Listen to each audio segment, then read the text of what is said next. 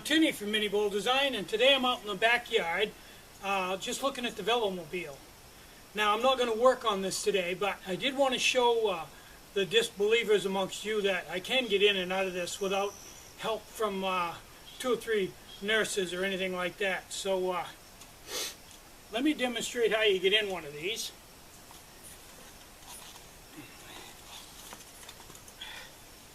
There. And mostly how you get out.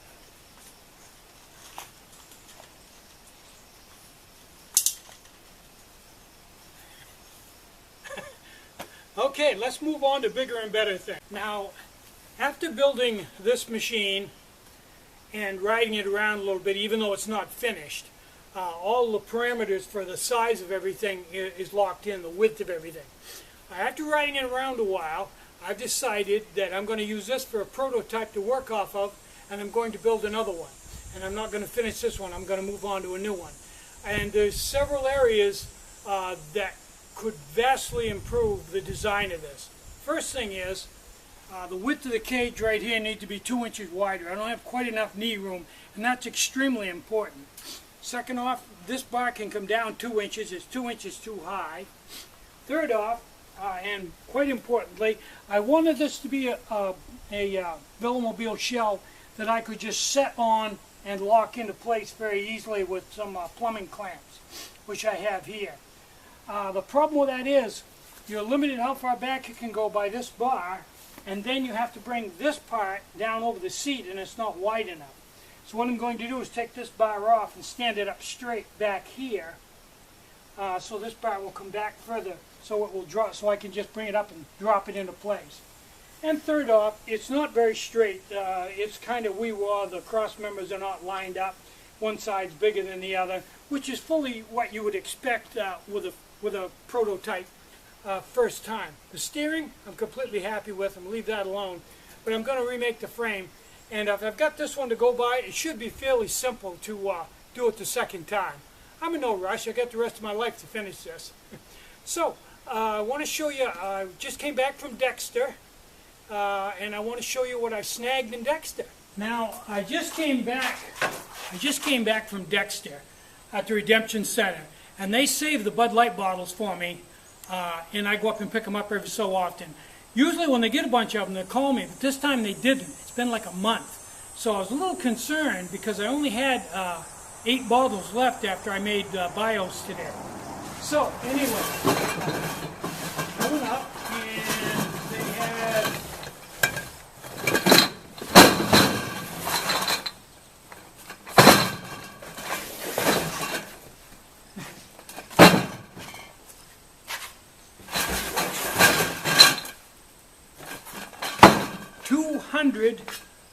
Bud Light bottles. That's going to come in real handy because, like I said, I only had 8 left, and Bud Light bottles are really, BIOS 5 stoves are really popular. So let me just show you a few things about a BIOS 5 that maybe some people didn't know. First off, the BIOS 5 is the ruggedest stove of any of the alcohol stoves. Now, I'm going to, if I can balance myself, there you go. There. I'm balanced myself on that. I'm using the tailgate to keep from falling over because my balance isn't that good, but there you go. And you can see it has no effect on it whatsoever. It probably could hold 2 people very easily. This is an extremely simple stove. You simply pour some alcohol on the wick, set it on the floor, pour some alcohol in it, light the wick, wait about 10 seconds for it to blossom out, look just like a gas stove, set your pot right directly on the stove, no pot stand, and cook. It's just as simple as that. Completely bulletproof, throw it in your pack, don't worry about it, work every time, nothing to lose, no extra parts. Probably my crowning achievement as far as traditional stoves go. Yeah, that's a nice stove.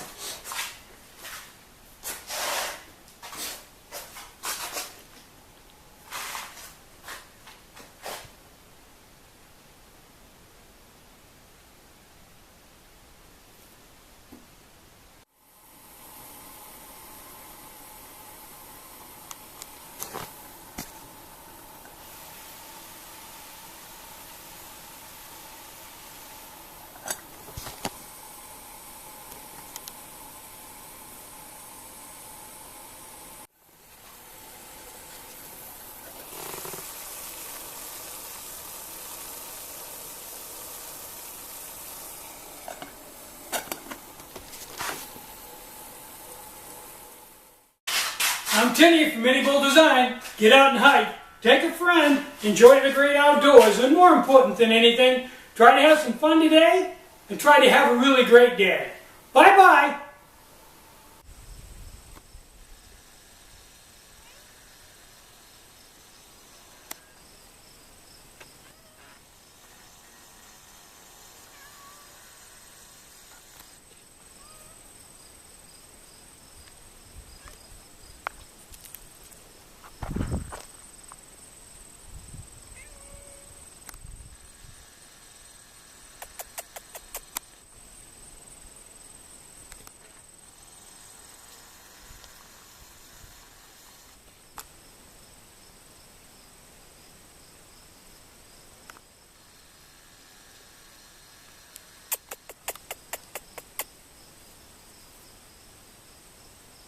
You hot? You're panting. You must be hot.